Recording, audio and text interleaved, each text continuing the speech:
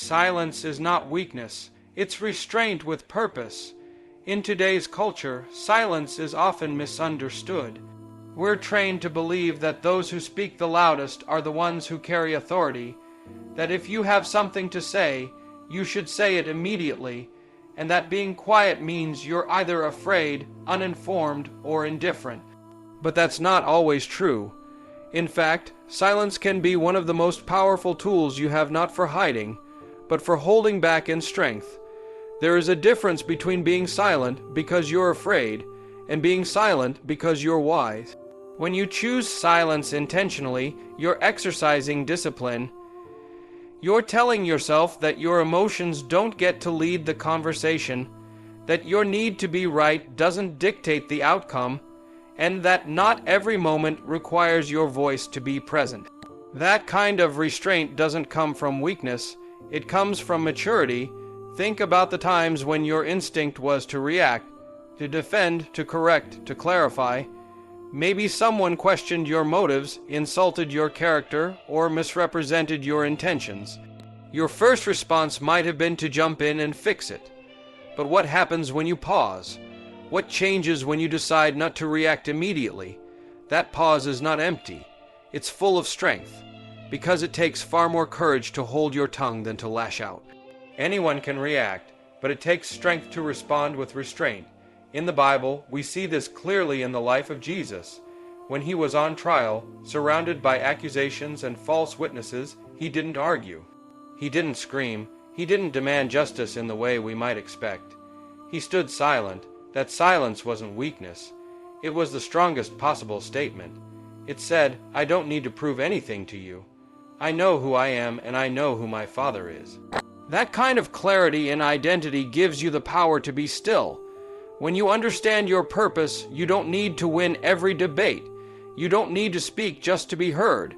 Restraint with purpose means that silence becomes a strategy, not a setback. You're not avoiding the situation.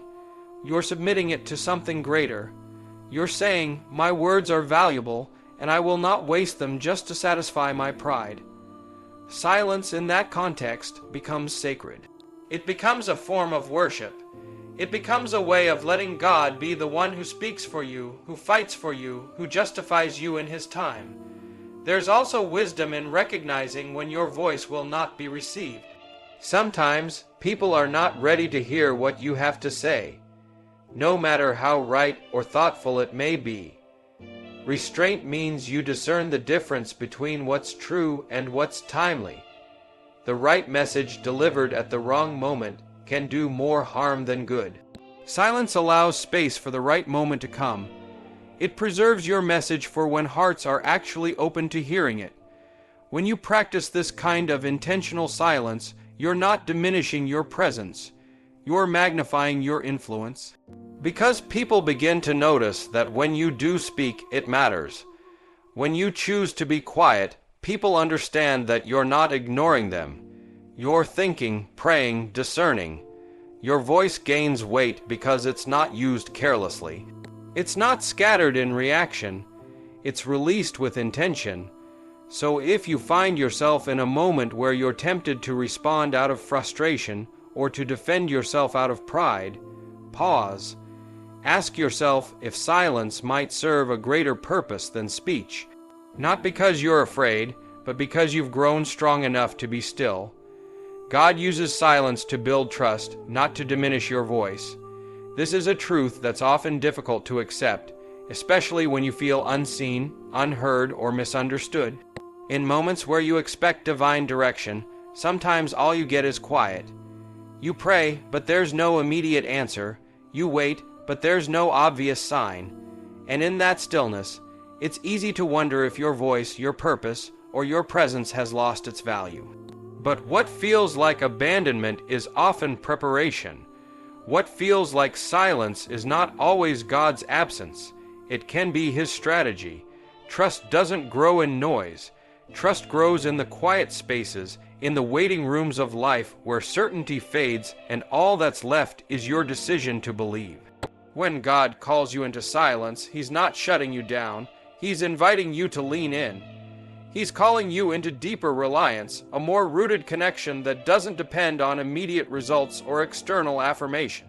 In that silence, he begins to separate your identity from your performance, your calling from public recognition, and your value from visibility. We often equate activity with progress. If we're not speaking, posting, presenting, or defending, we feel we're falling behind. But God doesn't measure your growth by your volume. He measures it by your trust. Trust is proven not when you're in control, but when you're not. Not when your plans are unfolding, but when they seem to be unraveling, and yet you choose to stay anchored in faith. Silence has a way of bringing your trust to the surface. It reveals what you actually believe. When your voice seems to go unnoticed, God is not disregarding you, He's refining you. He's teaching you that your identity doesn't depend on being constantly heard. He's detaching your purpose from applause. In a world that thrives on self-promotion, silence can feel like fading into irrelevance. But God never asks you to be silent to erase you. He does it to establish you. The more you trust Him in the quiet, the more grounded you become when the volume returns. Because if you can trust God when there's no affirmation, you'll be able to serve Him when the affirmation floods in. You won't be swayed by public opinion because your identity has already been settled in the private silence. Think of Joseph in prison. Think of Moses in the desert. Think of David in the caves. All of them had voices that would one day shape nations, lead people, and declare God's truth boldly. But before they could be trusted with the platform, they had to endure the silence, not because they were weak, but because God was forming something in them that couldn't be rushed. He wasn't muting their voices forever. He was molding their character so that when their voice did rise, it would carry more than opinion. It would carry weight, truth, and humility. It's also in silence that God teaches you how to listen.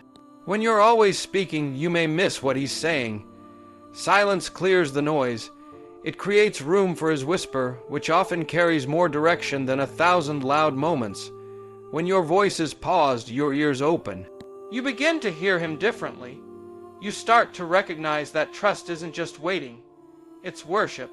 It's saying, even if you're quiet, I still believe you're near. Even when I don't understand, I'll keep walking.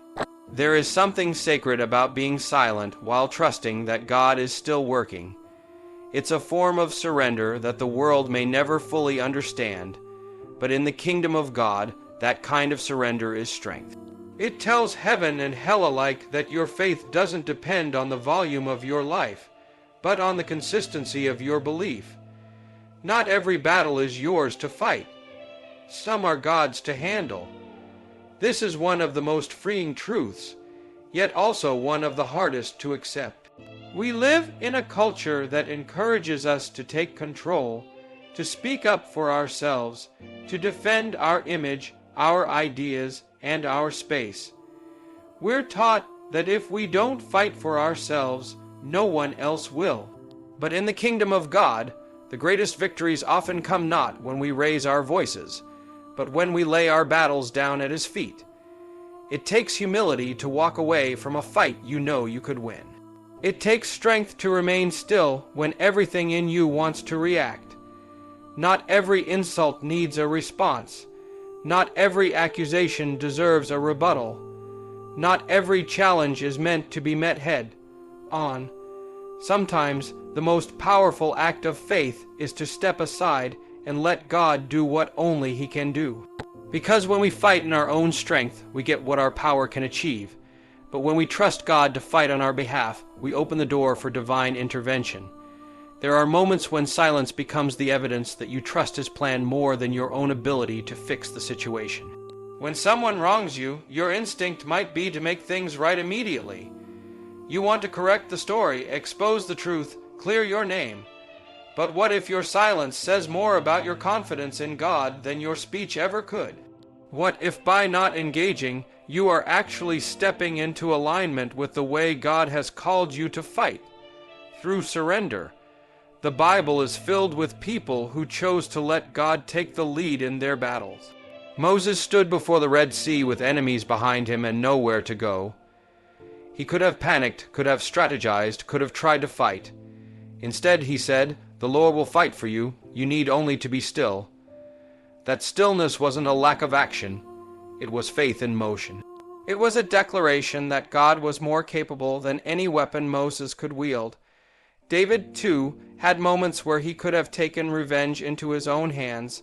While being hunted by King Saul, he had the opportunity to end the chase and kill the man who was trying to destroy him. But David didn't lift his hand. He chose to let God decide the timing and the outcome. That restraint wasn't weakness. It was reverence. It was trust that the battle belonged to someone higher. When you're under pressure, misunderstood, or attacked, it can feel like staying silent or stepping back means you're giving up. But there's a vast difference between giving up and giving it over. Giving it over to God doesn't mean you're indifferent. It means you recognize that His justice is more complete than yours. His timing is more perfect than your plan. His defense is more lasting than your argument.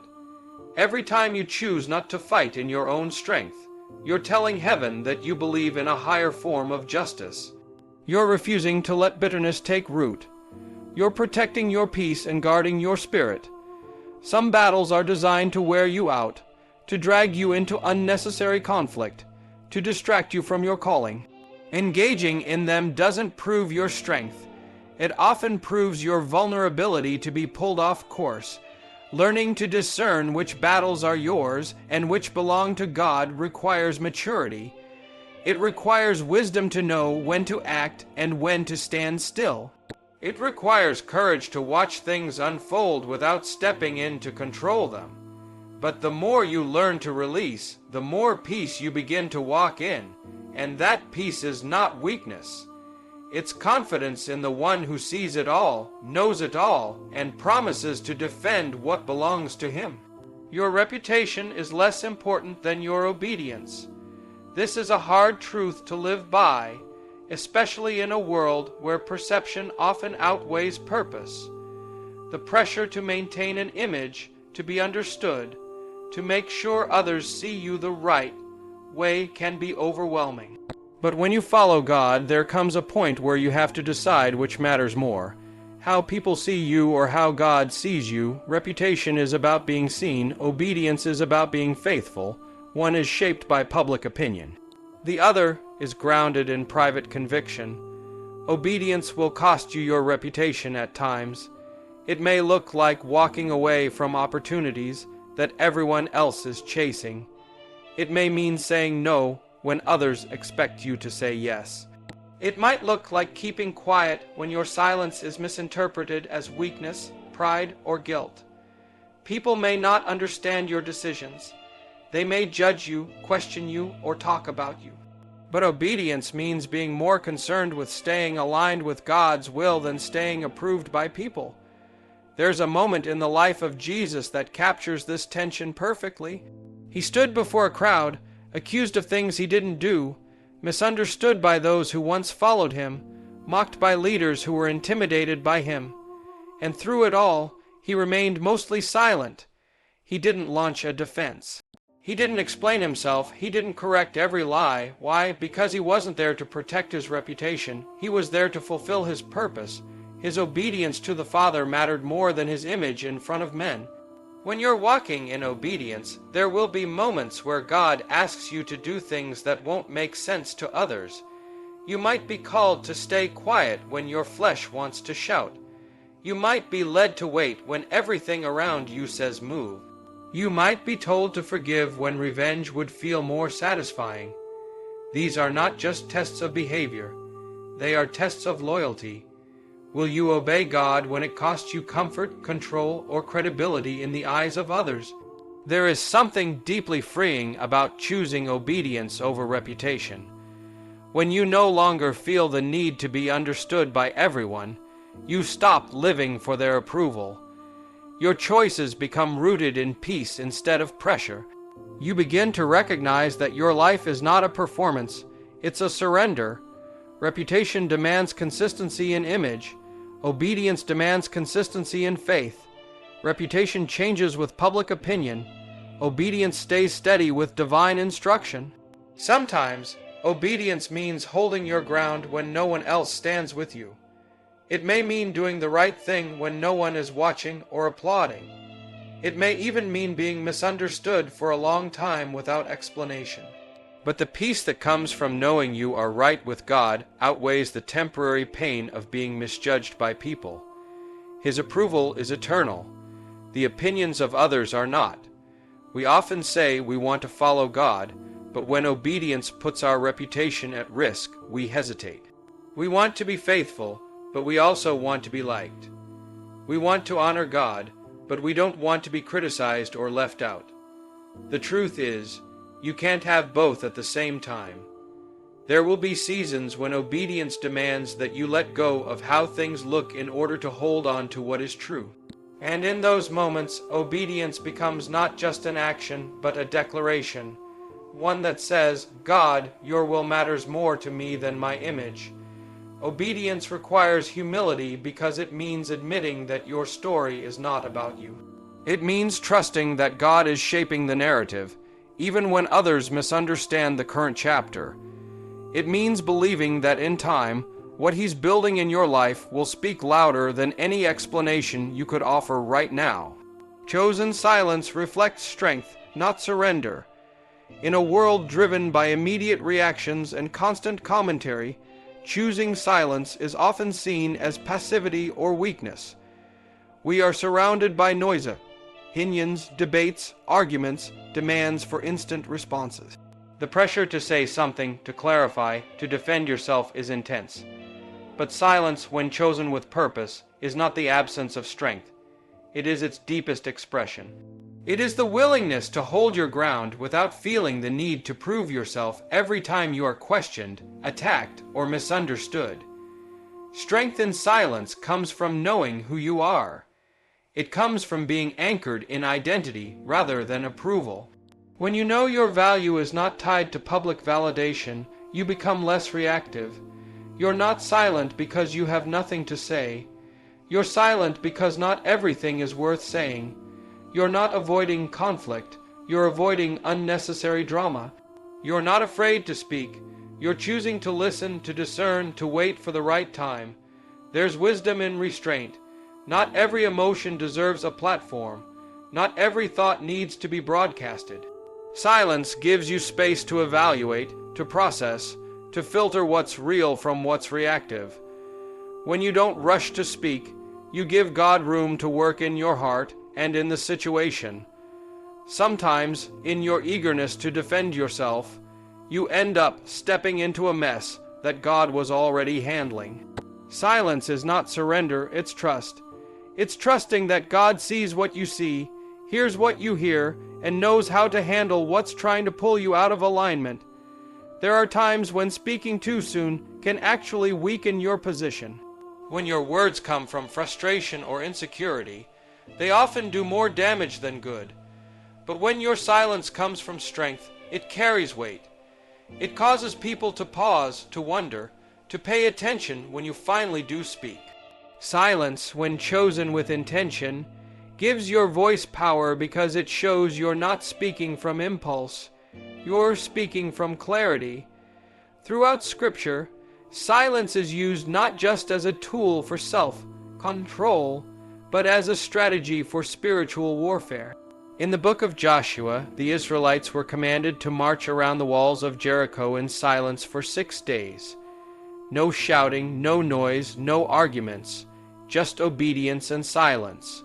On the 7th day, after all that quiet obedience, they lifted their voices, and the walls fell. That silence wasn't weakness. It was preparation, it was strategy, it was power waiting to be released. The same principle applies in our lives. There are battles that can only be won when we resist the urge to speak and instead trust the process God has put in place. Silence doesn't mean you're not feeling anything. It means you're not letting your feelings dictate your response. It means you've matured past the point of needing everyone to know your side, your pain, your reason. It's not that those things aren't real, it's that you've placed them in stronger hands. Chosen silence also reflects confidence. You don't have to argue when the truth is on your side. You don't have to defend yourself when you know God is your defender. You don't have to explain everything when your actions will eventually speak for themselves. There is great dignity in restraint. There is a strength that comes from being able to say, I could respond, but I won't, because I trust something greater than my own reaction. It's easy to equate silence with powerlessness, but real power is found in discipline. Real authority is found in the ability to hold back when everything in you wants to lash out. Silence is not a retreat. It is often the front line of spiritual maturity. It is where you decide who controls your voice, your emotions, or your faith. Faith sometimes means letting God speak in His time, not yours. That's a hard reality to accept when you're craving answers, when your heart is full of urgency, and when silence feels like abandonment. There's something inside all of us that wants to hear from God right now, especially when we're in pain, confusion, or transition. We pray and we want immediate clarity. We ask questions and we expect clear direction. But faith isn't built on how quickly we get answers. It's built on whether we can wait without losing trust. When God is silent, it doesn't mean He's indifferent. It means He's working on a timetable that's wiser than yours. His delays are not rejections. His silence is not absence. It is preparation, alignment, and deep work that often happens beyond what you can see. Your role in those seasons is not to rush the process, but to remain present in it. That's where real faith grows. Not when everything is clear, but when nothing is, and you still choose to believe He's speaking, even if not yet. Letting God speak in His time means surrendering your desire to control the narrative. It means being okay with not knowing how things will unfold. It means trusting that He knows the full picture, even when you only see fragments. Sometimes you think you're ready for the answer, but God sees what you can't. He knows that if He speaks too soon, you might move too fast or carry a burden you're not yet equipped to bear. His silence, then, becomes protection, not punishment. There are moments when the most spiritual thing you can do is stop talking and start trusting. Not every situation needs your interpretation. Not every moment needs to be filled with noise. Faith is not measured by how much you say or how loudly you pray. It's measured by your ability to be still and let God choose the timing of His voice. Sometimes you'll feel like you're waiting in the dark, but that darkness is not a void.